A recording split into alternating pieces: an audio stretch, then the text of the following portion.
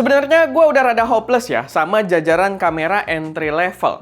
Tapi tiba-tiba Fujifilm juga malah dikabarkan mau menghadirkan jajaran kamera seri entry level lagi. Apakah kira-kira dia mampu bersaing?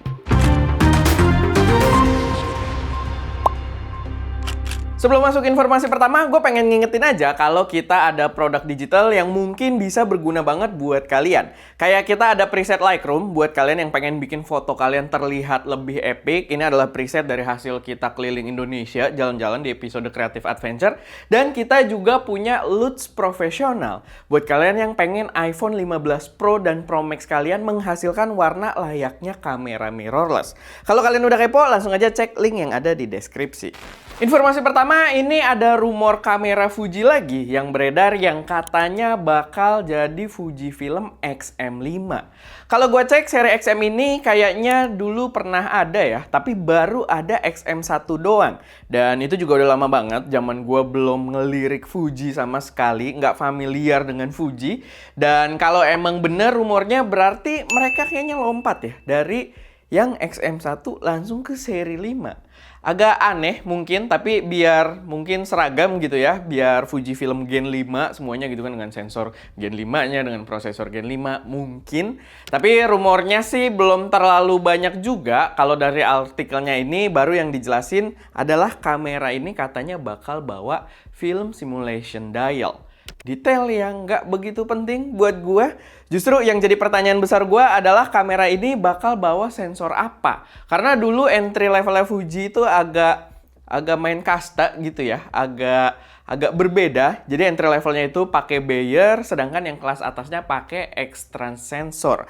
Penasaran aja, apakah kesenjangan sosial tersebut akan menjadi salah satu cara mainnya Fuji lagi di kamera ini. Sama kalau yang gue lihat di XM1 itu emang adanya warna yang brown gitu ya, yang cukup menarik menurut gue. Gue sih berharap kalau bisa ada lebih banyak pilihan ya variannya di seri ini, terutama warna hijau kayak ijo-ijonya si Nikon ZF gitu kan, atau ijonya Lumix S9, biar kita tuh punya opsi kamera dengan tampang limited edition kayak gitu dengan harga yang lebih murah.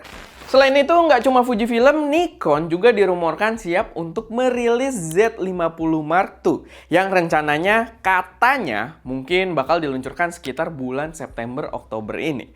Kalau di sini ada speknya, tapi saran dari gua mungkin jangan terlalu ditelan dulu ya. Kalau bahasa orang luar tuh take with a grain of salt gitu ya. Kita masih baca dulu aja karena belum terlalu meyakinkan biasanya rumornya. Tapi katanya sih di sini dia bakal bawa sensor APS-C 20 megapiksel yang sama dengan versi terdahulunya.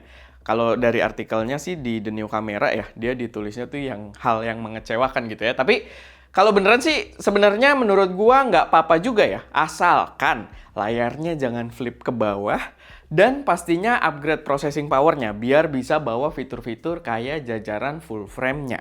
Sebenarnya ini kamera yang menarik karena waktu pertama kali rumornya mulai muncul itu kayak ada pendataan registrasi yang bocornya justru dari Indonesia. Jadi kayaknya sih harusnya udah nggak terlalu lama kali ya buat kamera ini beneran hadir. Next, buat pengingat aja, Apple udah mengumumkan tanggal event utama mereka di bulan September ini. Eventnya bakal berlangsung, gue bacanya ada keskip, bakal berlangsung minggu depan di tanggal 9 September.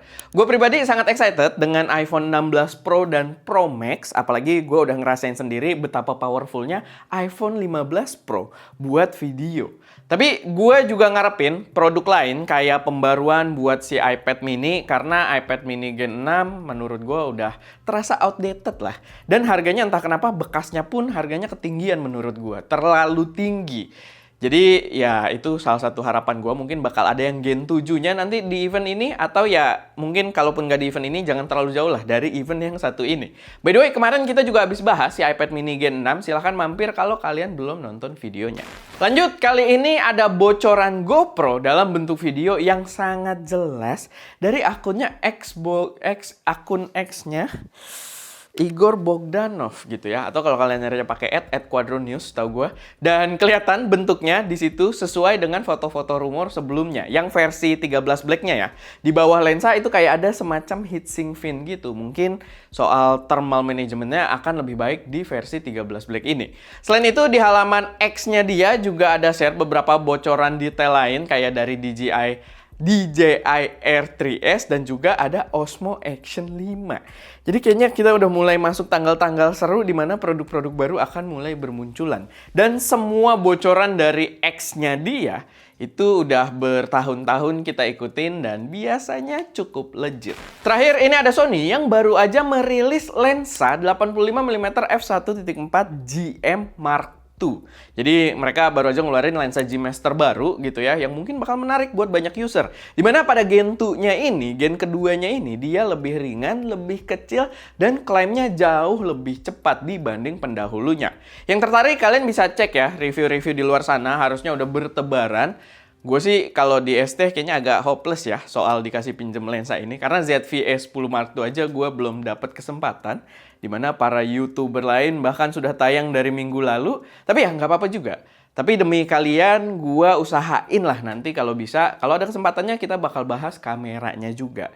Yang tidak perlu dikontrol oleh brandnya. Oke, paling itu aja sedikit informasi yang bisa gue sampaikan di episode Saturn News kali ini. Kalau ada koreksi saran atau kalian punya informasi tambahan, silahkan taruh aja semuanya di kolom komentar. Dan ya, itu aja. Gue Erwin, di belakang kamera Adaska, dan jangan lupa untuk berkarya.